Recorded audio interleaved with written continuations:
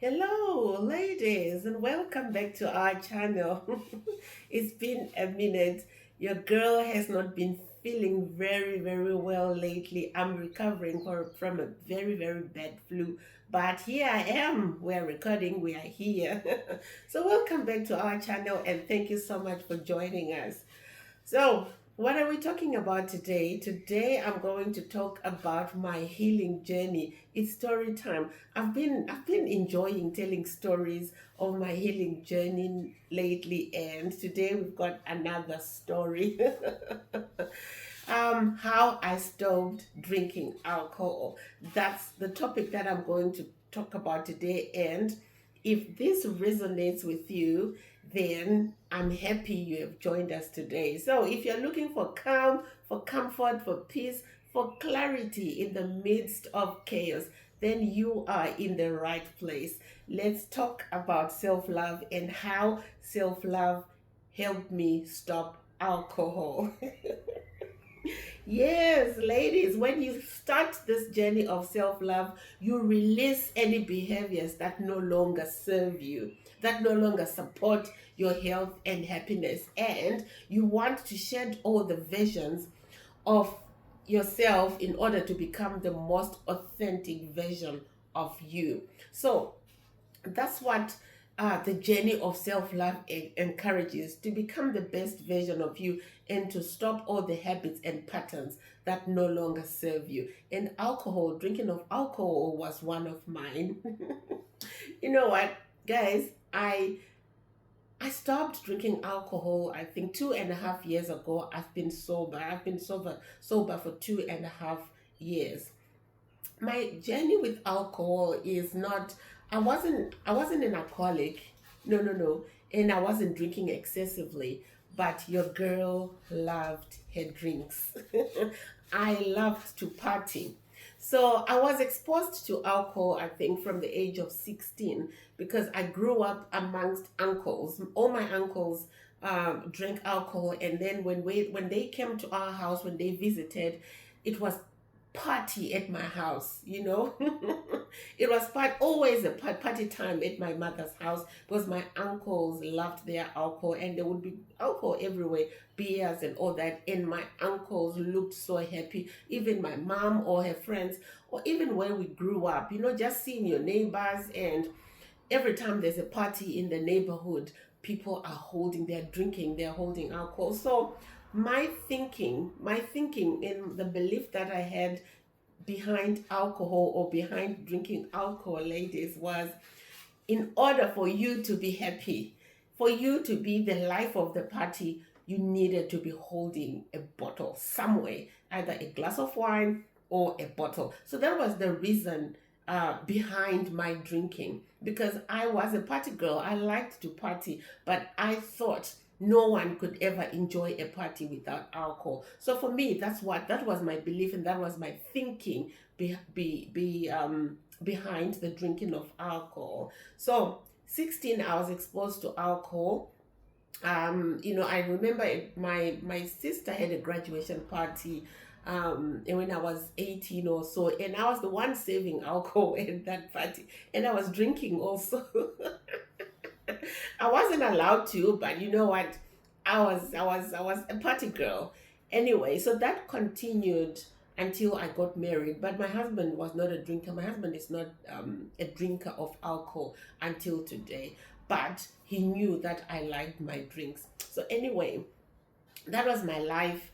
When we moved to Botswana, I was a cool girl, and I thought myself a cool girl, you know. So every party that I went to, and back then we would go to kitchen parties, we would go to birthday parties, baby showers, you know, social gatherings, whatever. I knew myself to take a 6 pack or 2 6 packs of alcohol, and even maybe a bottle of wine. And I would be drinking. If the party starts at 2 p.m., I'll be drinking until the party is over. That was me. But I also had the gut for it. I never lost control, so to speak, you know, like getting drunk beyond knowing what you are doing. No, or beyond recognition of who you are and what you're doing. I always had that level of self control, but I liked my drink. I remember even when I started emceeing parties, like people, because I know I was the life of the party, people would ask me to be MCs, and that became a thing for me. People would call me to be MCs on their kitchen parties, baby showers, or birthday parties. And I liked it, and I had a special entrance. I always had a nice glass of wine where I would fix my cocktail in there. And I'm a vodka girl. I like my vodka, double shots, triple shots in the glass.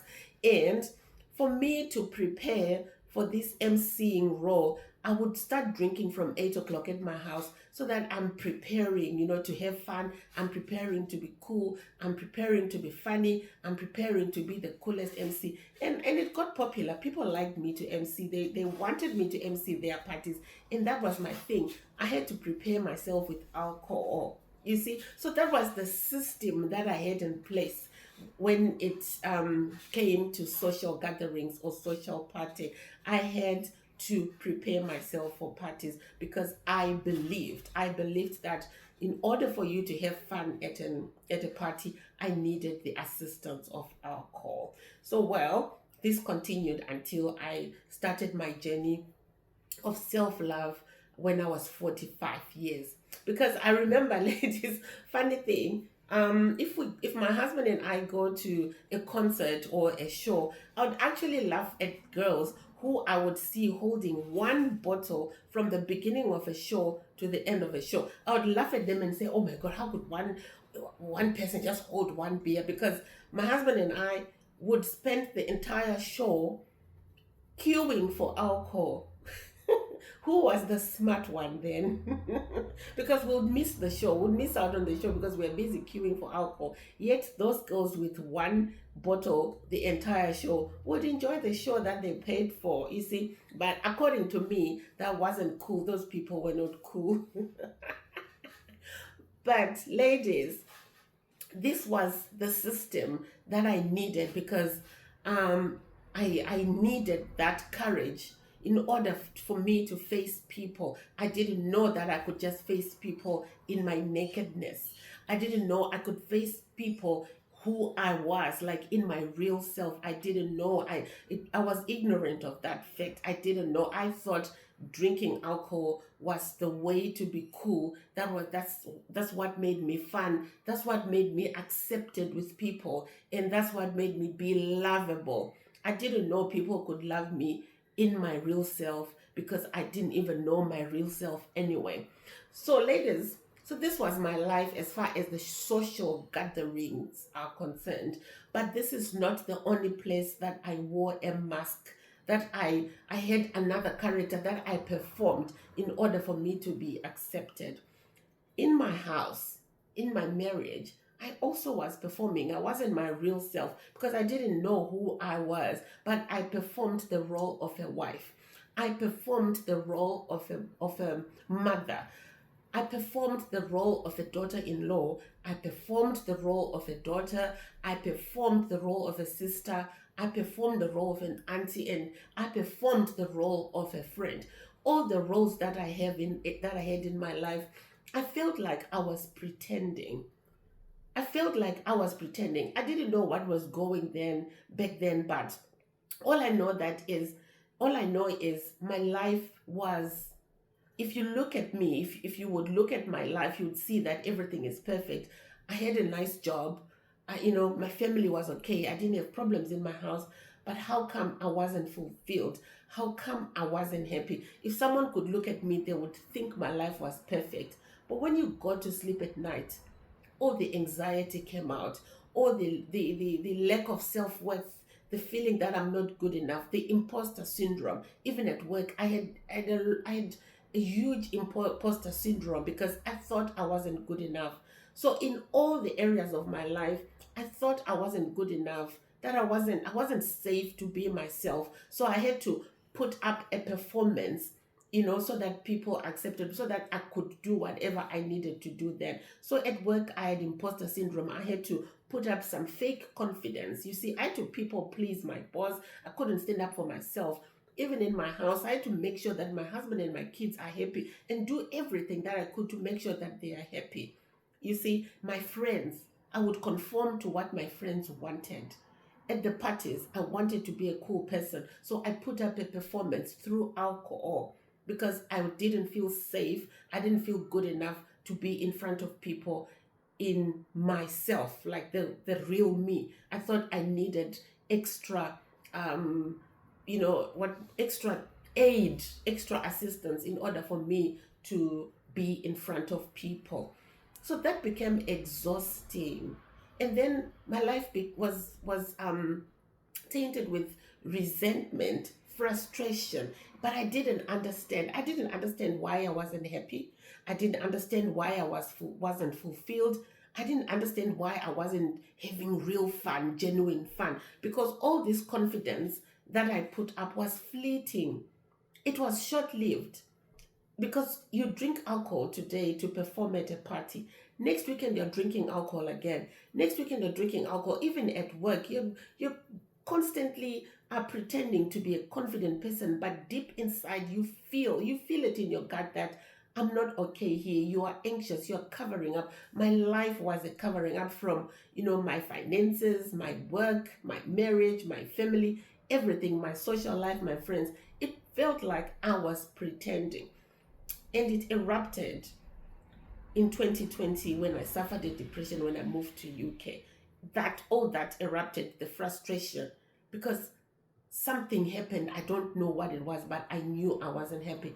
You know, if you look at rich people, sometimes we see on TV and we hear that some commit suicide, and then we look at them and then we say, but these people have everything that they want. They live in big houses, they're driving the best cars, they have all the money in the world, but psychologically they are not okay.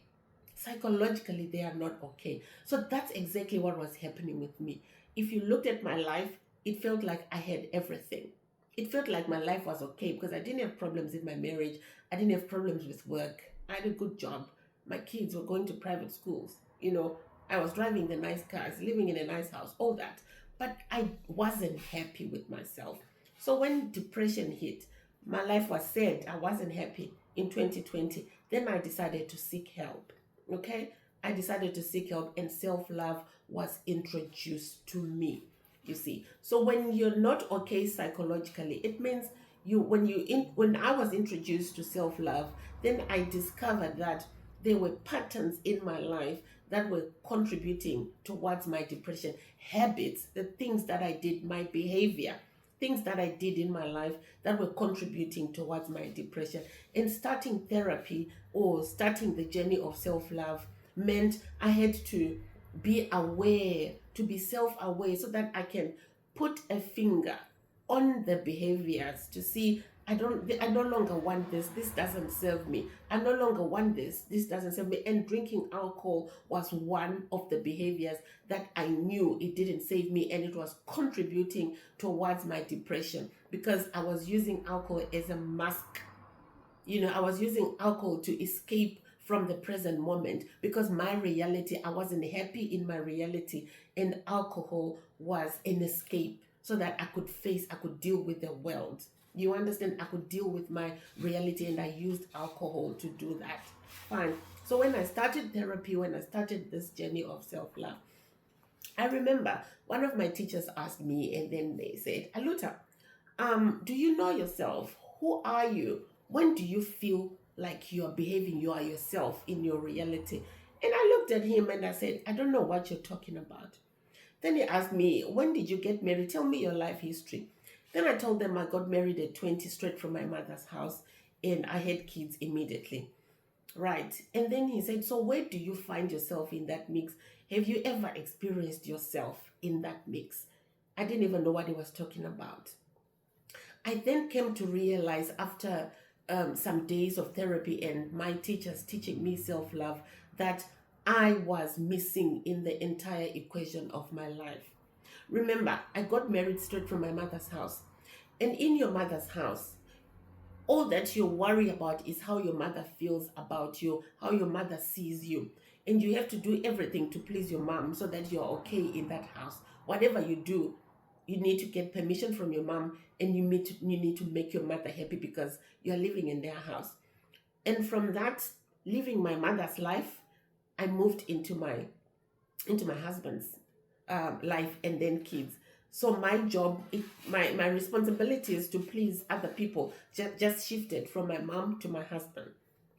Okay, and then now I had a job to make my husband and my children happy, and that was it. And then work, the same thing. I had to make my boss happy, and then with friends I had to make my friends happy, and so on and so on. So my life wasn't about me, but it was about making other people happy. So when I started the journey of self-love, my teachers introduced me to self-love, and they told me what's missing in your life is you. And looked at, you are missing in your life your genuine laughter, your genuine joy, your genuine love, your genuine presence in your life is missing. You are there, but you're performing. You have created a system that helps you to lead this reality. You have created a system that makes you overfunction to make sure that everyone is happy, but you forgot yourself.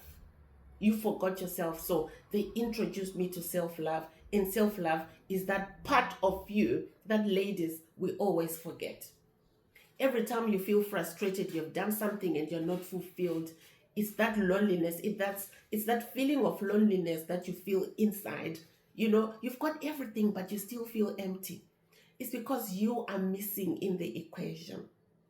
And self-love was introduced to me because self-love is that part of you. It's actually that large part of you, excuse me, that other people can refer to as the spirit. Some other people can refer to it as the soul. Some other people refer to it as the inner being. Some other people refer to it as Christ, Christ within or God within.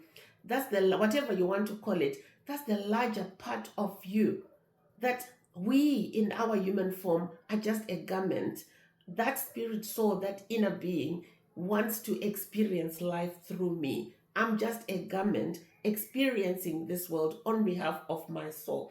So that self-love, that part of you that's invisible, that self-love, that's the part that we call self-love on this platform, because that's the source of all the love, of infinite confidence, infinite joy, infinite love, infinite peace.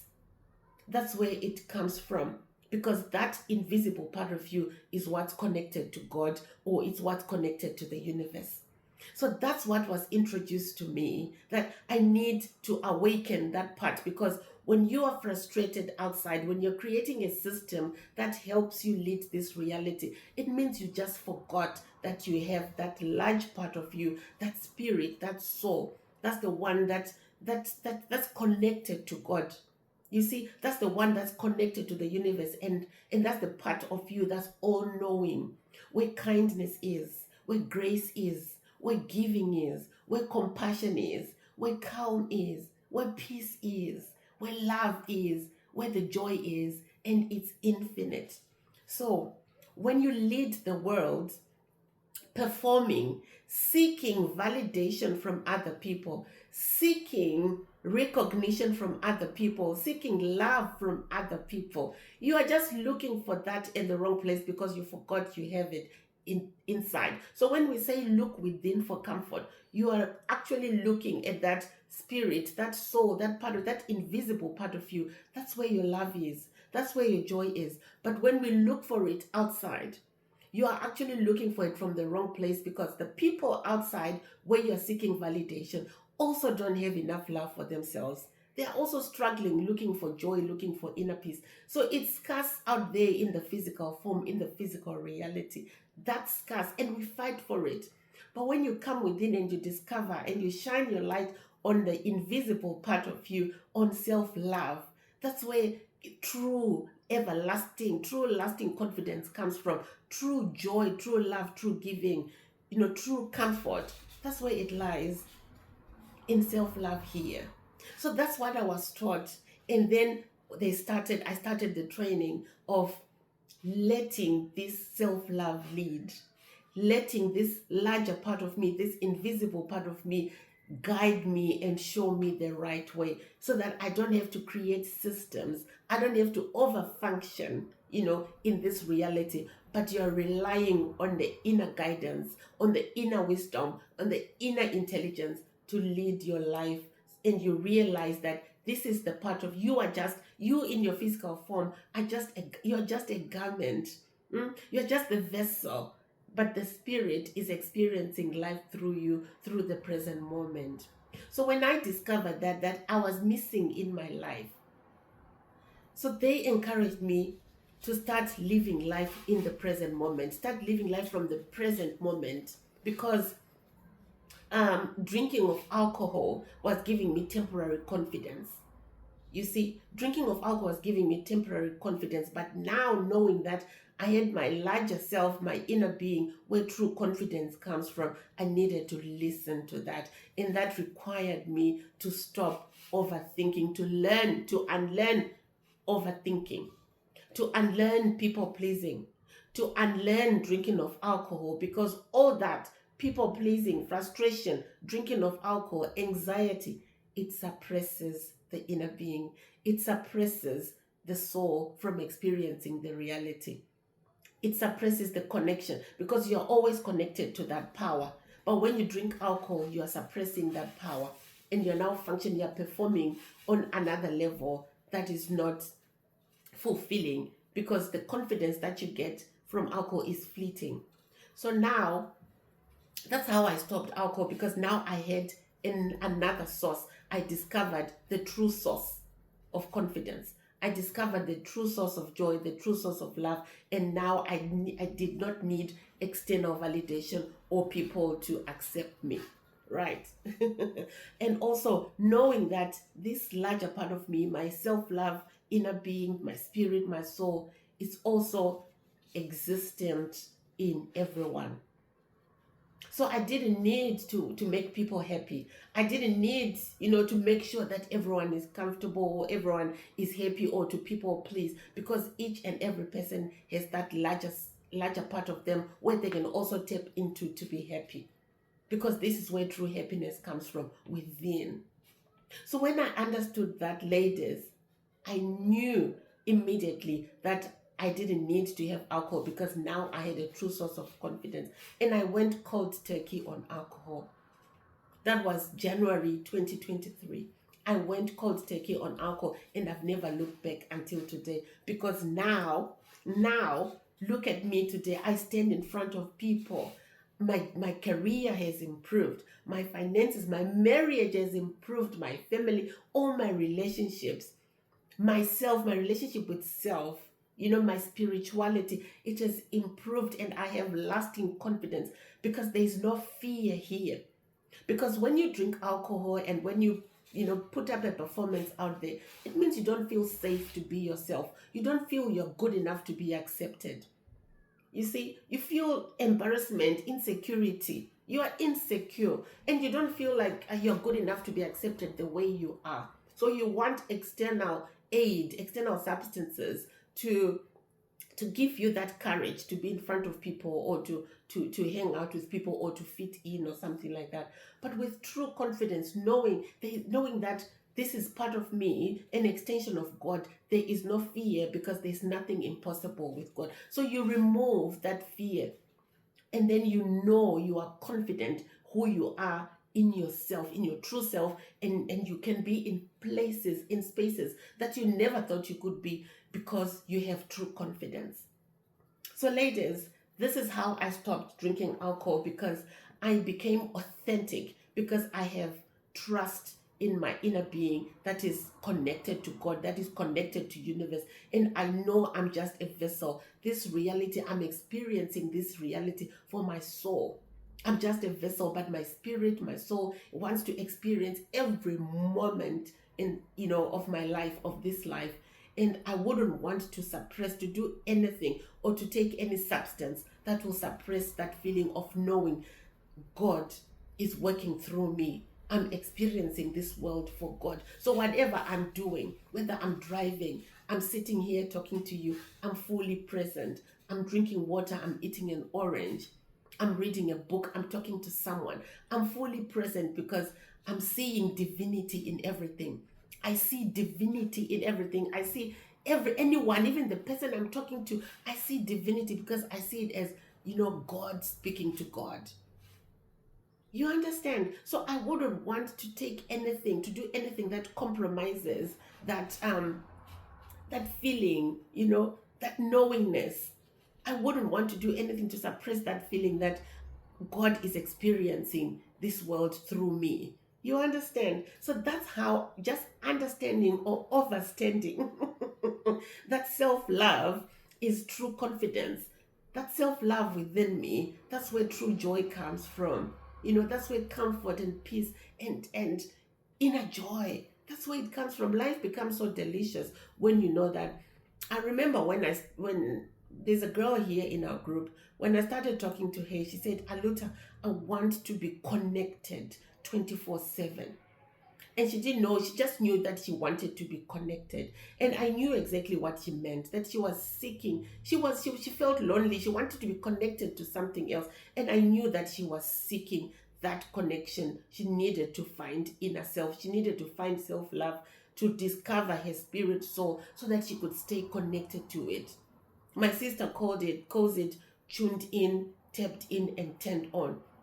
When you stay connected to your spirit, when you know you are experiencing this, or your spirit is experiencing this world through you. She calls it tuned in, tapped in, and turned on.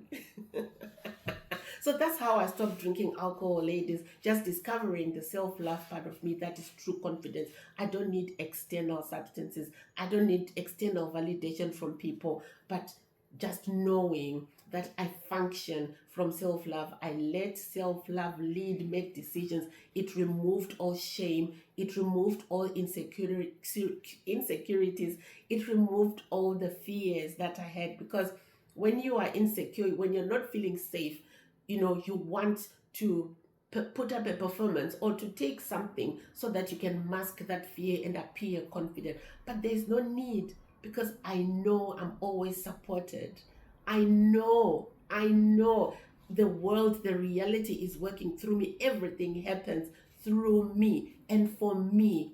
Nothing ever happens against me. So when you take that attitude and you get into this world knowing that there's this larger invisible part of you that is always, always connected with you. You wouldn't want to be frustrated. You wouldn't want to take anything that suppresses that feeling, because if you are happy, you are connected. But if there's a challenge, I always say this, if there's a challenge, that inner part wants to experience that challenge as well, as a lesson, or to embrace it and accept that this is reality. That inner part of you wants to experience that. So there's never a frustration, because your inner being wants to experience life the way you are seeing the reality. So a challenge is always a lesson, or a challenge requires you to embrace. You don't fight with nature. I no longer fight with nature, because I know my inner being wants to experience anything that I'm doing outside,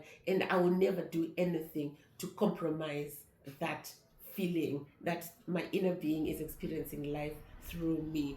So that's how I stopped drinking alcohol, ladies.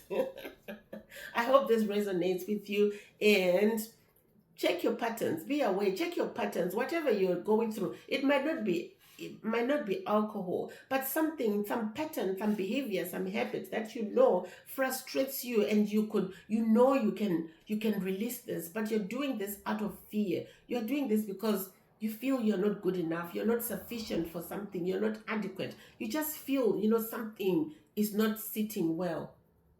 Fear not, my girl, because there's that larger part of you that's there to take care of you. There's that larger part of you that's always connected to God, and there's no fear in that realm. There's only comfort and calm and peace in that realm, and overjoy, infinite, never ending. Okay. So take care of yourself, ladies. Thank you so much for listening. I appreciate you so much. Stay blessed, and see you next time. Bye bye.